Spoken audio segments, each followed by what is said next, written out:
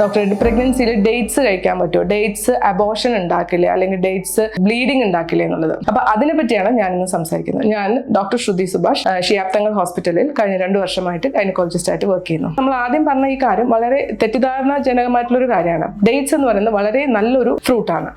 നല്ലൊരു fruit in the sense അതിൽ ഒരുപാട് അന്നജം അടങ്ങിയിട്ടുണ്ട്. ഇത് ശരിക്കും പറഞ്ഞാൽ അതൊരു എനർജി ബൂസ്റ്റർ ആണ്. നമുക്ക് ഗർഭിണികൾക്ക് യൂഷ്വലി ക്ഷീണം പെട്ടെന്ന് വരാം. അങ്ങനെയുള്ള സമയങ്ങളിൽ ഒരു 1-2 ഡേറ്റ്സ് കഴിക്കുന്നത് നമുക്ക് പെട്ടെന്ന് ക്ഷീണം മാറാൻ ഒരുപാട് ഹെൽപ്പ് ചെയ്യുന്നതാണ്. അത് മാത്രമല്ല ഡേറ്റ്സിൽ ഫൈബർ കണ്ടന്റ് ധാരാളമായിട്ടുണ്ട്.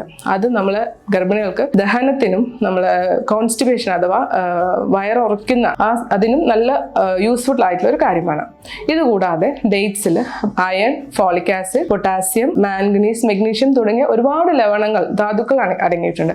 ഇതെല്ലാം നമുക്ക് പ്രഗ്നൻസിയിൽ വളരെ ആവശ്യമായിട്ടുള്ള കാര്യമാണ്. പിന്നെ ആദ്യം പറഞ്ഞ തെറ്റിദ്ധാരണ, അതായത് അബോർഷൻ ഉണ്ടാക്കുന്നു, ബ്ലീഡിംഗ് ഉണ്ടാക്കുന്നു എന്നുള്ളത് കുറച്ച് സ്റ്റഡീസിൽ, അതും വളരെ ചെറിയ സ്റ്റഡീസ് ആണ്, അതിൽ നമ്മൾ ഡേറ്റ്സിൽ ചെറുതായിട്ടുള്ള രീതിയിൽ ഓക്സിറ്റോസിൻ കണ്ടന്റ് ഉണ്ടെന്നും അത് നമ്മളെ യൂട്രൈൻ കോൺട്രാക്ഷൻ, അതായത് ഗർഭപാത്രത്തിന് കൺട്രാക്ട് ചെയ്യിപ്പിക്കും എന്നുള്ളതാണ്. ഇതുമൂലമാണ് നമ്മൾ ഈ ഡേറ്റ്സ് അബോർഷൻ ഉണ്ടാക്കും എന്നുള്ള ഒരു തെറ്റിദ്ധാരണ വന്നത്. പക്ഷേ അങ്ങനെ ഡേറ്റ്സ് കഴിച്ചിട്ട് ഒരു യൂട്രൈൻ കോൺട്രാക്ഷൻ ഉണ്ടാവണമെങ്കിൽ അതിന് നമ്മൾ ഒരു 1/2 കിലോയിൽ കൂടുതലോ വളരെ കാര്യമായി കൂടുതൽ അളവിൽ ഡേറ്റ്സ് കഴിക്കണം. ഒരു 3-4 ഡേറ്റ്സ് ഒരു ദിവസം കഴിച്ചു എന്ന് വെച്ചിട്ട് ഒരിക്കലും അതൊരു അബോർഷനോ അല്ലെങ്കിൽ ഒരു ബ്ലീഡിങ്ങോ ഒന്നും ഉണ്ടാക്കുന്നില്ല.